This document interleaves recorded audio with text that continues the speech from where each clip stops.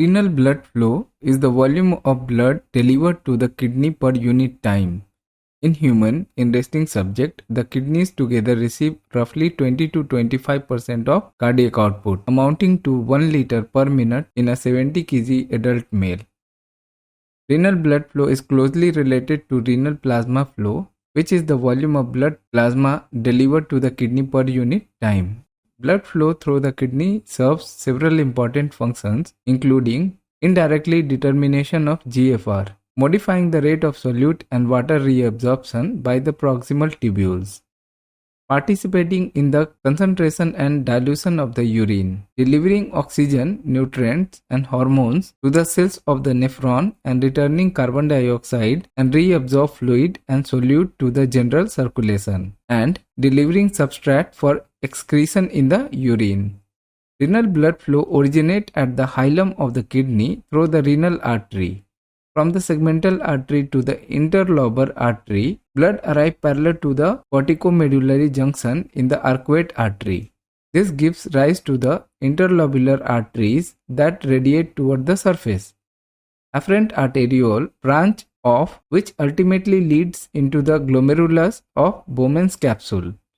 From here, efferent arterioles begin to form the venous system and subdivide into another set of capillaries known as the peritubular capillaries. Blood then leaves the kidney and enters the venous circulation. However, efferent arterioles that are located above the corticomedullary border travel downward into the medulla. They further divide into vasa recta, would surround the loop of Henle. The purpose of these vessels is to supply capillaries located in the medulla. Differences between blood flow of the renal cortex and medulla play a significant role in the regulation of tubular osmolality.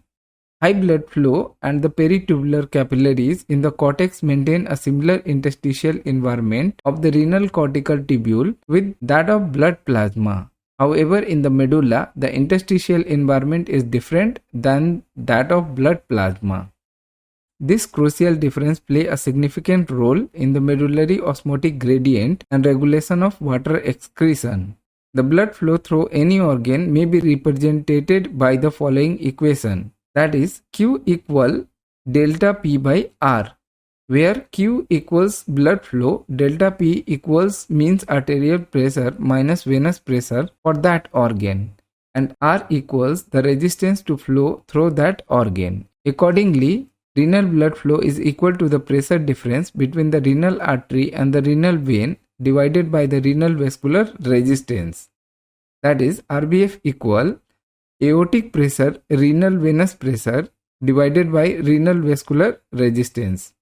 Because the afferent arteriole, the efferent arteriole and the interlobular artery are the major resistance vessels in the kidney, they determine renal vascular resistance. The kidneys, like most organs, regulate their blood flow by adjusting the vascular resistance in response to changes in arterial pressure. Blood flow remains relatively constant as arterial blood pressure changes between 90 and 180 mmHg. GFR also regulates over the same range of arterial pressure.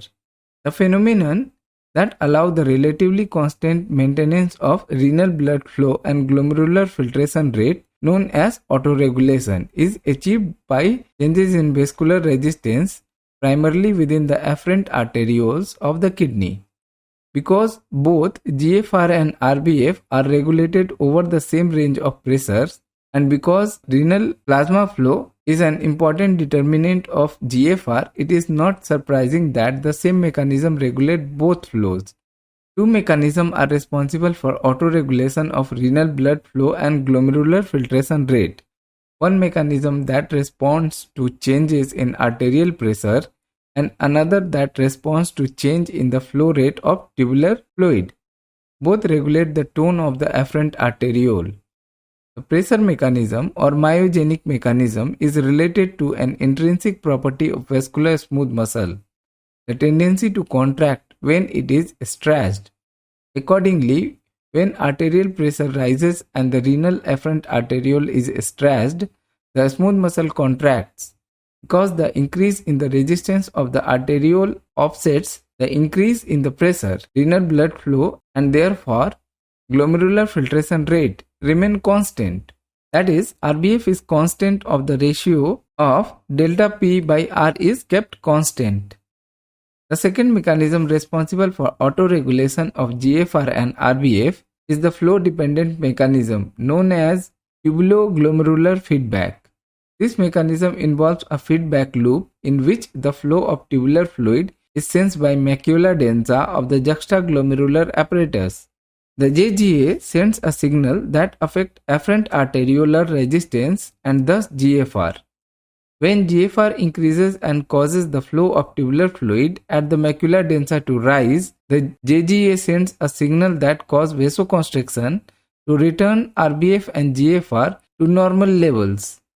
In contrast, when GFR and tubular flow past the macula densa decrease, the JGA sends a signal causing RBF and GFR to increase to normal levels. The signal affects RBF and GFR mainly by changing the resistance of the afferent arteriole. The macula densa senses flow-dependent changes in NaCl reabsorption. The effector mechanism may be adenosine, which constricts the afferent arteriole, adenosine triphosphate, which selectively vasoconstricts the afferent arteriole, or even a metabolites of arachidonic acid. Nitric oxide, a vasodilator produced by macula densa, may also play a role in tubuloglomerular feedback, but it is not essential for autoregulation. The macula densa may release both a vasoconstrictor and a vasodilator that oppose each other's action at the level of the afferent arteriole.